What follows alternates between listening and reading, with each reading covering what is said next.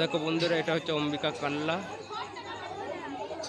এখানে কুলটি চাগ্রাম ভোলে বাবা জল নিয়ে যাবো, লোকনাথ বাবা। এটা হচ্ছে কাল্লা মহিষমর্দিনী ঘাট। এই যে সব জল তুলে সব বাঘ বাঁধছে, এখানে সব জল তুলতে নামছে।